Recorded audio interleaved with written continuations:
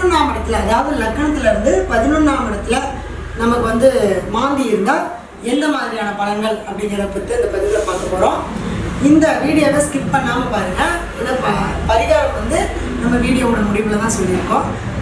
இந்த 11ஆம் இடத்துல மாந்தி இருந்து என்ன பண்ணணும்னா, நம்ம எல்லாரும் சொல்கிறோம் இந்த 11ஆம் இடத்துல மாந்தி இருந்து சிறப்பான பலன் தான், இல்லைன்னு சொல்லலை.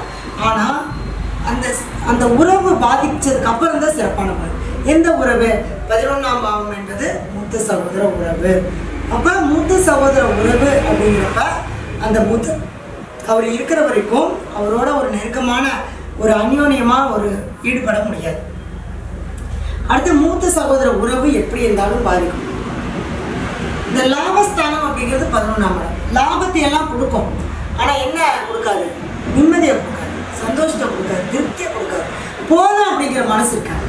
ஒரு 10,000 ரூபா லாபம் வந்தால் பரவாயில்லையான்னு இவங்க நினைப்பாங்க. 10,000 ரூபா லாபம் வரும்.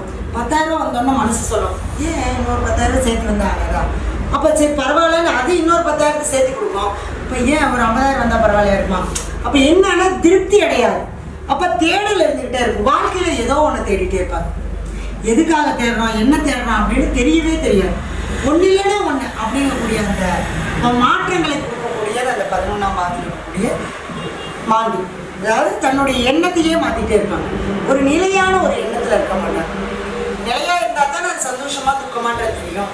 அப்போ நிலையாக இல்லாமல் அந்த இடத்துல என்ன பண்ணுவாங்க அப்படின்னா, அந்த எண்ணங்களை மாற்றிட்டே இருக்கும்போது அவங்களுடைய அந்த மனம் மாறிட்டே இருக்கும். அப்போ திருப்தி இருக்காது.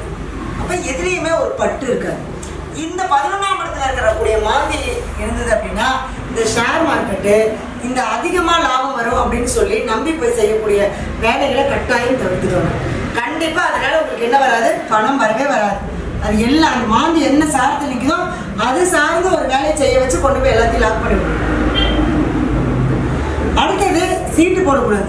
சீட்டு போட்டு மூடு போயிடுவோம். இல்லை அடுத்தவங்களுக்காக ஏதாவது சீட்டு கட்டிட்டு இருந்தீங்கன்னா அந்த சீட்டு அவன் எடுத்து போயிடுவேன், நீங்கள் தான் பணம் கட்டணும். இந்த 11ஆம் பாவம் அப்படிங்கிற ஒரு விஷயத்தில் மட்டும் நீங்கள் கை வைக்காமல் இருக்கணும். சங்கத்தில் வந்து தலைவராக போடுறேன், செயலாளராக போடுறேன், பொறுப்பாளராக போடுறேன், எந்த பொறுப்பும் வேணும்னு கம்பு பார்த்துக்கணும். இல்லைன்னு வச்சுங்களேன், போடுவாங்க, நல்லா தான் இருக்கும், கடைசியில் அது நமக்கு பகையாக போயிடும். அப்போ இந்த மாதிரியான விஷயங்களுக்கு இந்த 11ஆம் பாவத்தில் இருக்கக்கூடிய மாந்தி சிறப்பை கொடுக்காது. இந்த சகோதர உறவு அப்படிங்கிற ஒரு உறவை இழந்ததுக்கு பின்னாடி தான் அந்த மாந்தி பகவான் அந்த கர்மம் அதோட போயிடும். அதுக்கப்புறம் தான் எங்களுடைய வாழ்க்கையில் நல்லா இருப்பாங்க. சொல்லுவாங்க, எங்கள் அண்ணா இதானதுக்கப்புறம் தாங்க என்னோட வாழ்க்கையில் ஒரு முன்னேற்றம். எங்கள் அண்ணன் இன்னைக்கு வரைக்கும் என்னைய தெய்வமாக பார்த்துக்கிறான். அதெல்லாம் கிடையாது. உங்களுடைய அந்த மாந்திக்கு அவர் ஒரு பரிகாரமாக இதாகிட்டார், அவ்வளோதான், பரிகாரம் ஆகிட்டார். அப்போ மூத்த சகோதர உறவு சரி இருக்குது. எல்லாம் பிரச்சனையை அனுபவிச்சுட்டு இருக்கிறோம், முன்னேற்றமே இல்லை, தொழிலில் லாபமே இல்லை, நல்லா முன்னேற்றம் மாதிரி ஆகி கடைசியாக திடீர்னு கீழே வந்துடுறோம், சரிவை கொடுத்துருது, ஒரு போராட்டம், இந்த மாதிரியெல்லாம் இருக்குது. இதுக்கு நம்ம என்ன பண்ணலாம் அப்படின்னு கேட்டால், மூத்த சகோதர உறவு அப்படின்னு இருக்கிறவங்கள கூட்டிகிட்டு போவோம். சரி, எனக்கு மூத்த சகோதரமே இல்லை, நான் தான் முதல் குழந்தை, உங்கள் பங்காளி அண்ணன், பெரியப்பா பையன், சித்தப்பா பையன், இந்த மாதிரி பங்காளிகள் உறவில் இருக்கக்கூடிய சகோதர உறவு ஏதோ ஒன்று. ஆனால் உங்களுக்கு மூத்தவராக இருக்கணும், உங்களுக்கு இளைவராக இருக்கக்கூடாது.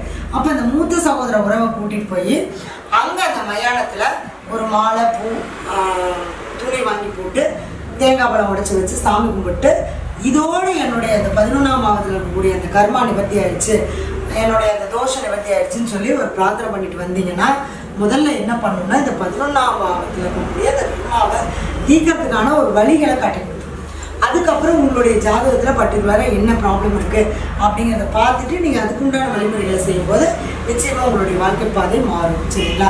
நம்பிக்கையோடு செய்யுங்க, நல்லதே நடக்கும். நன்றி, வாழ்க வளமுடன்.